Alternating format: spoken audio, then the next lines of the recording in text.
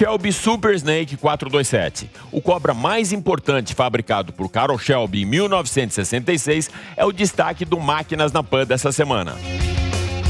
O 427 Super Snake é tão exclusivo e único que tem o seu preço estimado em 50 milhões de reais. Mas essa não é a única super máquina que você vai conhecer no programa dessa semana.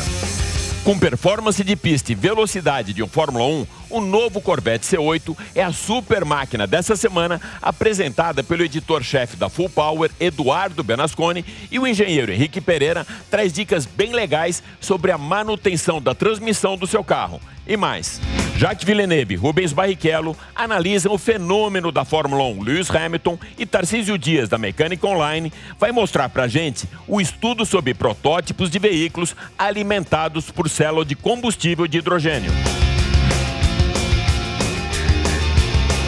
Dólar em alta e falta de peças para a produção de automóveis. Marcelo Matos comenta o impacto nas vendas dos importados. O repórter Matheus Coelzer traz o comunicado da Petrobras que não vai conseguir atender a demanda de combustível do país no mês de dezembro. Beatriz Manfredini explica como serão feitos os deliveries de gasolina e etanol aprovados há 2 semanas pela ANP, e Tite Simões testou e aprovou a nova Ducati Scrambler.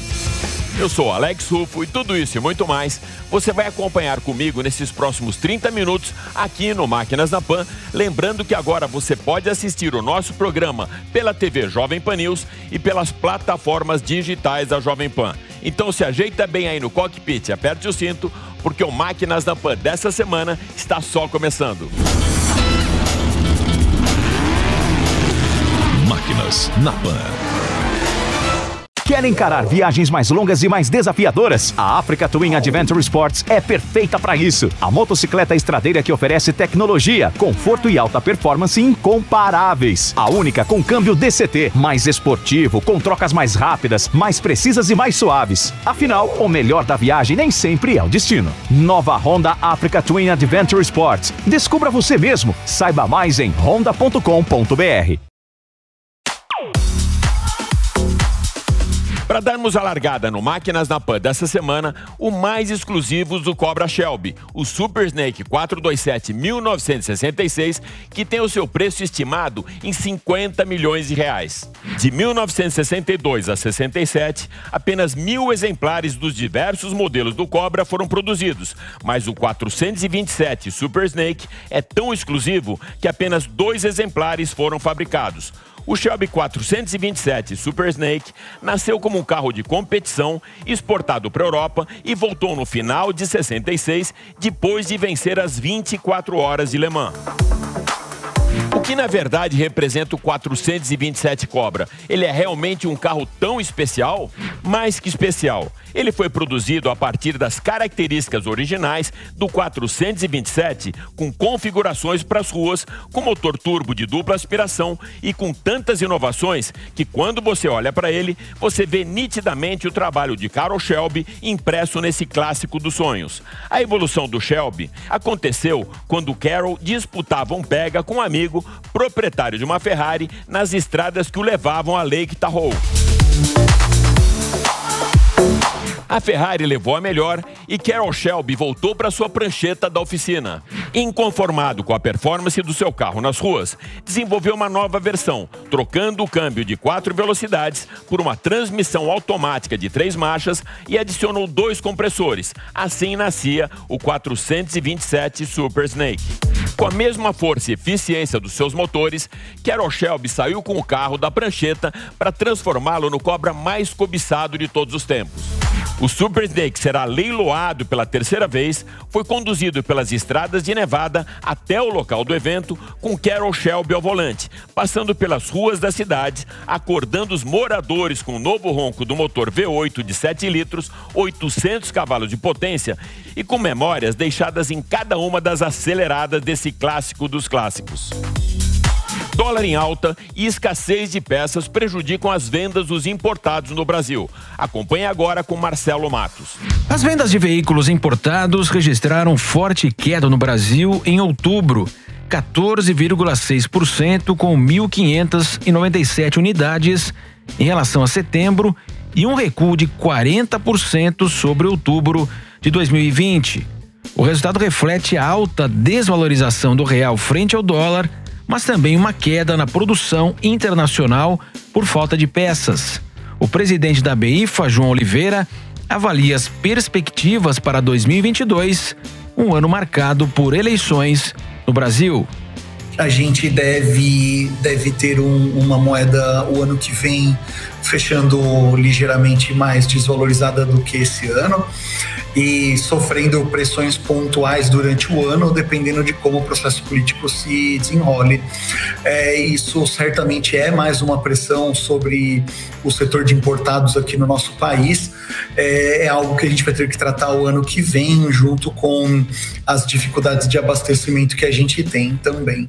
Então, não deve ser um ano muito fácil para as nossas associadas, mas a gente acredita que assim mesmo vai ser possível fazer um bom trabalho ano que vem no país, principalmente a gente principalmente com a expectativa que a gente tem hoje de que as regras atuais de importação de híbridos elétricos se mantenham para o próximo ano. As 11 marcas filiadas à Associação Brasileira das Empresas Importadoras e Fabricantes de Veículos Automotores comercializaram 6.308 unidades, com 4.711 veículos produzidos no Brasil. E com a soma com os importados, houve uma elevação de 2,6% sobre setembro de 2021. No acumulado do ano, os importados registram uma queda de 5% e a produção nacional, sobretudo Caoa Chery, soma 40 mil veículos, um salto de 68% sobre os 10 primeiros meses de 2020. E para continuarmos com o pé embaixo em altíssima rotação, eu convido o jornalista e editor-chefe da Full Power, Eduardo Benasconi, para trazer para a gente mais uma super máquina, o Corvette C8. Como nasceu esse carro, Edu? O Chevrolet Corvette C8 nasceu um super esportivo já. Ele tem motor central traseiro, diferente das versões anteriores do Corvette, que sempre tinha motor dianteiro com tração traseira. Agora o motor fica atrás dos ocupantes. O conjunto fica muito mais equilibrado, mais performance. Na versão de entrada, o Corvette C8 tem quase 500 cavalos de potência nos 6,2 litros e na versão top de linha pode chegar a quase 650 cavalos de potência. É um monstro, Alex.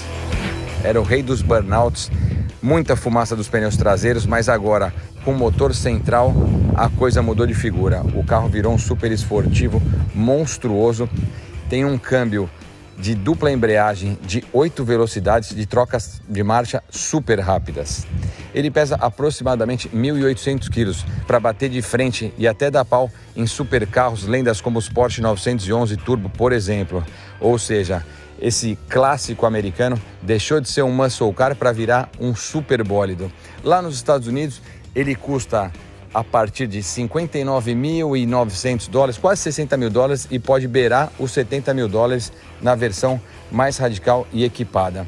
A carroceria continua uma carroceria especial, ela é feita de vários materiais especiais para se tornar leve, não é uma carroceria nem de alumínio, nem de chapa, e é um super carro. O carro debutou nas 24 horas de Daytona esse ano, janeiro de 2020, 2 carros que andaram nessa prova sensacional. Ele debutou já chegando em quarto na categoria e sem nenhum problema em um dos 2 carros da equipe oficial Chevrolet, o C8R, o carro de corrida.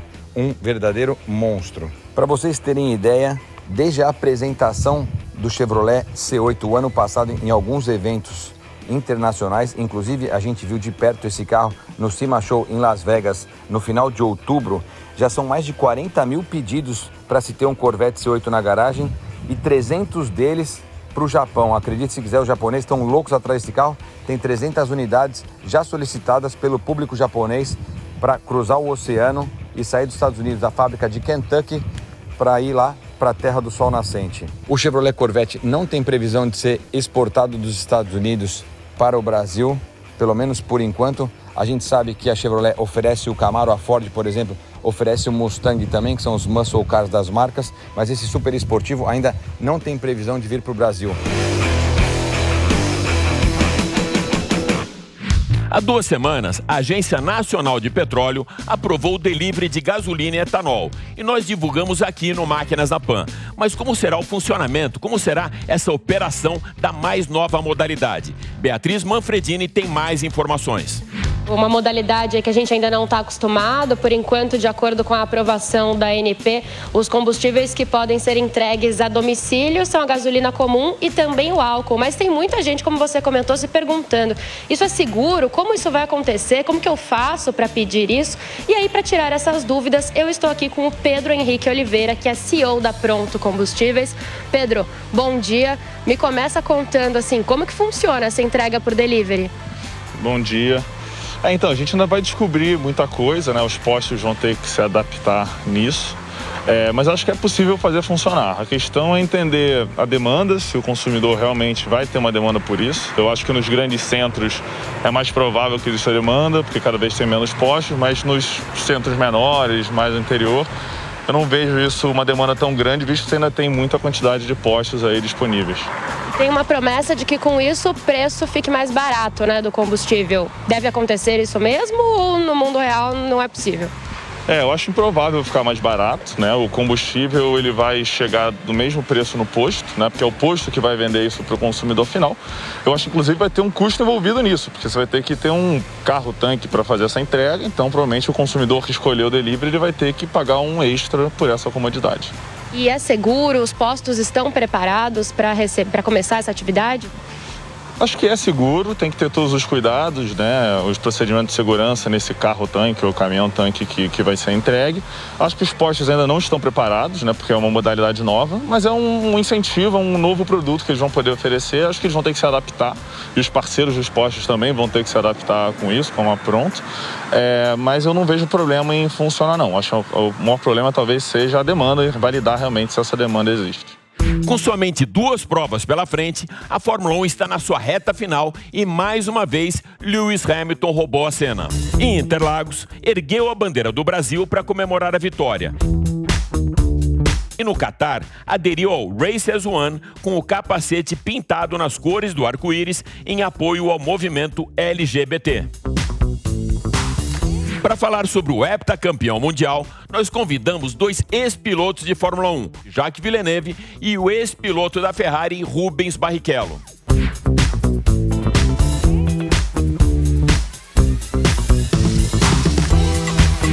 Jacques, como você define Lewis Hamilton?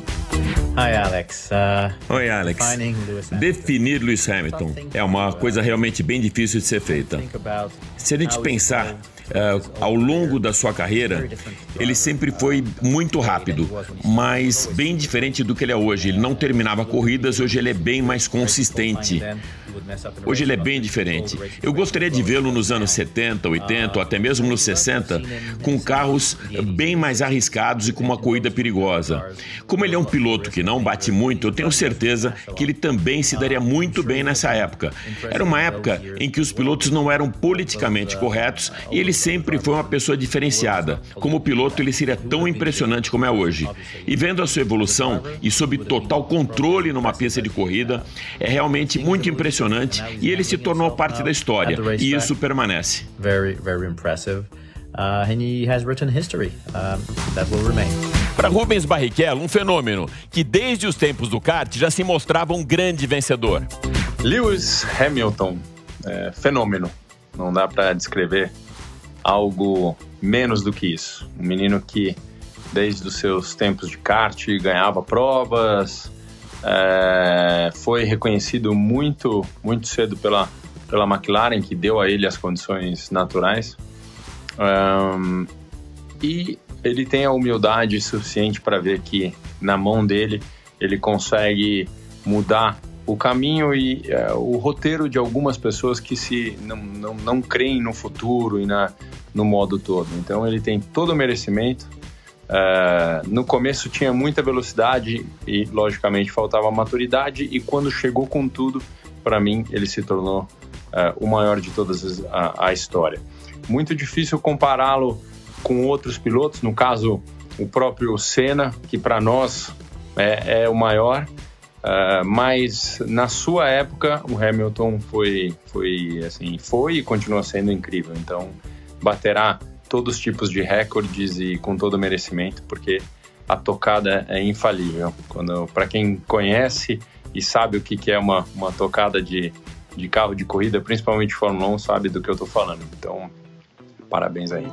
A Petrobras afirma que, mais uma vez, não vai conseguir atender a demanda por combustíveis em dezembro. Matheus Coelzer explica.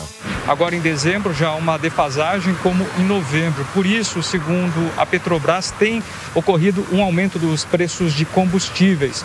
Aqui no Rio de Janeiro, a gasolina já chega a quase R$ 8,00. Nesse posto onde eu falo, o valor é de R$ 7,49. Agora, há toda uma tratativa da ANP falando que os postos que precisam de combustíveis podem recorrer ao mercado de importação. No entanto, fala-se que pode haver o desabastecimento, segundo os órgãos regionais, mas essa afirmação não é confirmada pela Petrobras, que domina o mercado. Portanto, há toda uma discussão, há tratativas para que esse quadro possa ser revertido. Mas, no entanto, todas as distribuidoras de todo o Brasil estão enfrentando toda essa dificuldade, principalmente não só em relação à gasolina, mas ao diesel. Portanto, uma crise que já vem desde o mês de novembro, no mês de dezembro, agora possivelmente acontecerá novamente. Agora, a Petrobras afirma que tem segurado todos os valores e refuta essa ideia de que possivelmente possa ocorrer novamente um reajuste no preço dos combustíveis. Agora, o que a gente vê, e conversando aí com as pessoas que utilizam, o aumento está bem considerável e muitas pessoas estão deixando de rodar em virtude a estas questões. Da escassez de combustíveis, vamos agora para a fartura de uma italiana que faz muito sucesso aqui no Brasil. Quem vai contar toda essa história pra gente é o nosso mestre no universo das duas rodas, Tite Simões. Tite, qual o estilo dessa máquina que você vai apresentar hoje pra gente, meu amigo? Hoje a gente vai conhecer uma moto que é a Ducati Scrambler Icon, que ela é dentro do conceito de Scrambler. Depois que a gente conheceu a Sports Café, hoje nós vamos conhecer um novo conceito. Esse conceito chama-se Scrambler, que quer dizer em inglês mexido, misturado. Porque é uma moto que ela serve tanto para uso urbano, quanto para estrada, quanto para lazer. Então, Alex, essa é uma moto que tem um motor de 2 cilindros em L a 90 graus, tem 75 cavalos, 800 cilindrada e é uma moto destinada a um público jovem que gosta de curtir, que gosta de se divertir. A palavra mágica dessa moto é diversão. E por que essa moto tem a preferência do público feminino? Porque ela é uma moto compacta e leve, Alex. Ela é muito leve, ela tem 175 quilos. Para uma moto de 800 cilindrada não é nada. E além de tudo, ela é baixinha. A gente percebe que a altura do banco para o solo é muito pequena. Então as mulheres que normalmente têm dificuldade de pilotar uma moto um pouco mais alta, um pouco mais pesada, nessa moto elas se sentem super à vontade. Para você, amigo, o que chama mais atenção na Scrambler Ducati? Eu acho que o principal ponto dessa moto que chama muita atenção é o desenho mesmo, é o design dela. Porque ela é uma moto que resgata um pouco o passado. Esse conceito Scrambler, a Ducati lançou nos anos 1960. E ela pegou aquela moto de 1960 e transformou ela numa moto super atual. Mas a gente vê que o desenho do tanque, o formato do escapamento, tudo nela remete à moto que era lá dos anos 1960. Então ela consegue ter um visual clássico, um visual antigo, mas com tecnologia moderna, né? A gente vê que o freio é ABS, a gente tem hoje em dia tecnologia de freio ABS, a gente tem todo o sistema de motor com cabeçote desmodrômico, né? Que é aquela cabeçote típico da Ducati, né? E o motor, Tite? Esse motor, Alex, além de ser um motor que é de 2 cilindros em V a 90 graus, ele tem um cabeçote desmodrômico, que é a Ducati que criou esse conceito, né? É aquele cabeçote que tem um comando de válvula sem mola, ele abre e fecha por mecanismo, né? Então isso dá uma resposta no motor muito mais vigorosa, muito mais gostosa de pilotar. E aqui a gente tem também freio a disco com ABS, a bengala invertida, né? Tudo isso é tecnologia já moderna, mas dentro de um visual e de um conceito clássico. Outra coisa legal, interessante, é essa característica do painel de ter um instrumento só. Isso é típico das motos dos anos 1960. Mas apesar de ser só um instrumento, ele tem muita informação.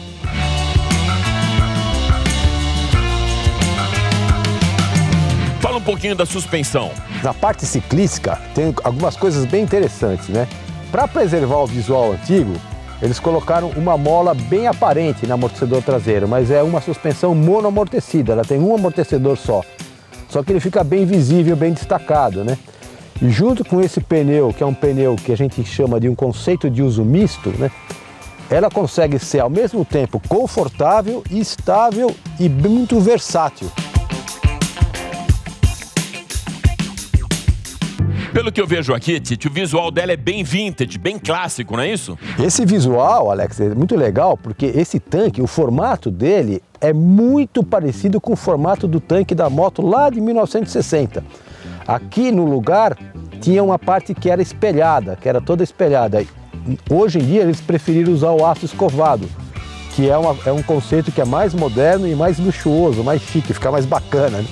Tite, quando eu entrei para o universo das duas rodas, uma dificuldade que eu sempre tive era a altura das motos de alta cilindrada, que antigamente eram bem mais altas que as de hoje. Como que é a Scrambler? Então aí você é alto, né? A Scrambler é uma moto que ela é perfeita para quem tem entre 1,70 m e 1,75 m. Ela é baixinha, ela é super confortável, o guidão dela é largo e alto.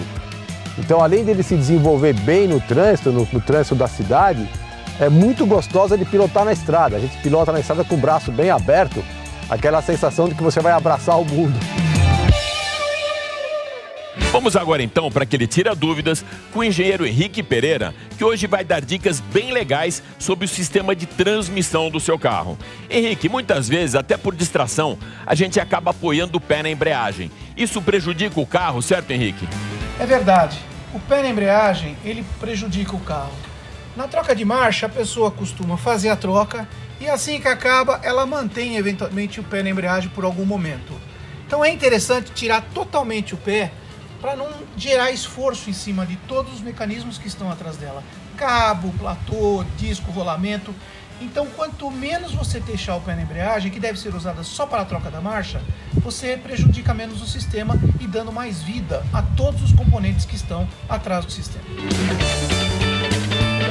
Manter a mão na alavanca de câmbio enquanto dirige, isso também pode causar algum dano? Muitas pessoas têm o hábito de manter a mão sobre a alavanca de câmbio. Ela passa de uma marcha para outra e mantém, como por descanso, a mão em cima da alavanca. Isso não é recomendado. Ela deve passar a marcha e retirar a mão, voltando ela ao volante. Primeiro, porque você causa um esforço excessivo, desnecessário na alavanca. A parte de baixo ela é composta por buchas, peças plásticas, o cabo, e com a vibração que vem do motor para a alavanca e com o esforço, ela acaba tendo um desgaste mais rápido. Não é recomendado.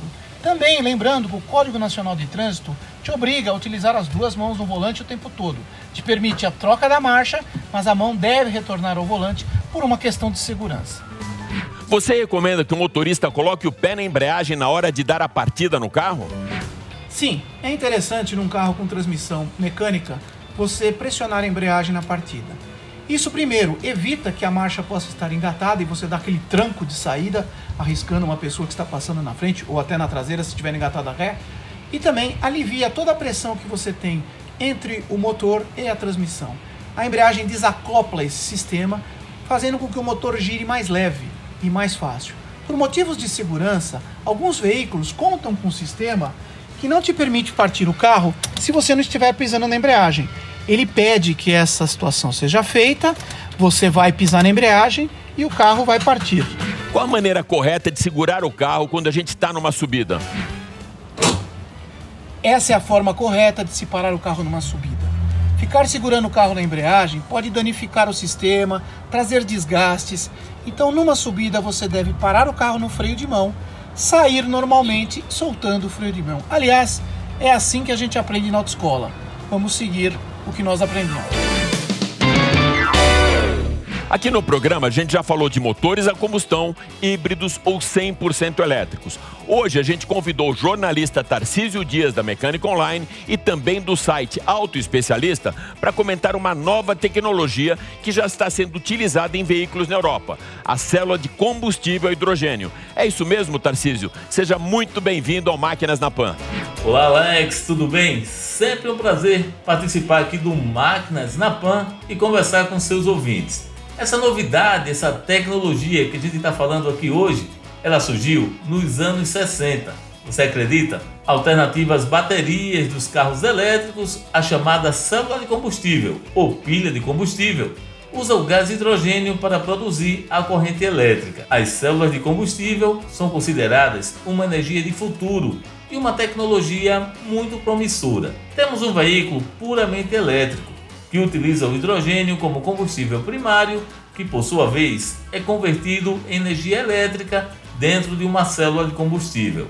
Como o tanque de combustível de um modelo de motor de combustão convencional, o tanque de hidrogênio pode ser abastecido entre 3 e 4 minutos, garantindo uma autonomia de várias centenas de quilômetros em todas as condições climáticas.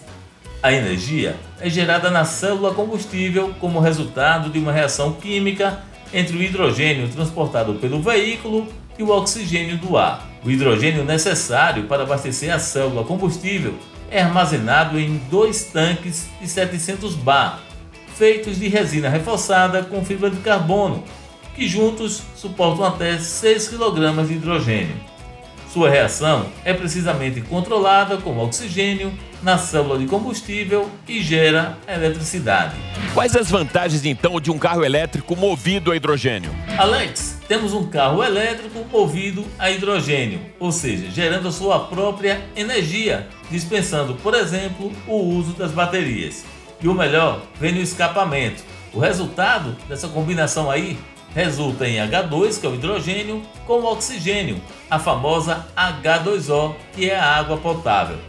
E ainda melhor, hein? Emissão de poluentes zero. O tempo de reabastecimento de 3 a 5 minutos. E um reabastecimento como esse, por exemplo, resulta numa autonomia de cerca de 600 quilômetros. É isso aí. O Máquinas na Pan dessa semana fica por aqui, mas vai lembrar que agora você pode acompanhar toda a nossa programação em vídeo pela TV Jovem Pan News e pelas plataformas digitais da Jovem Pan. Super obrigado pela sua audiência e até a próxima. Valeu! Máquinas na Pan. Realização Jovem Pan News.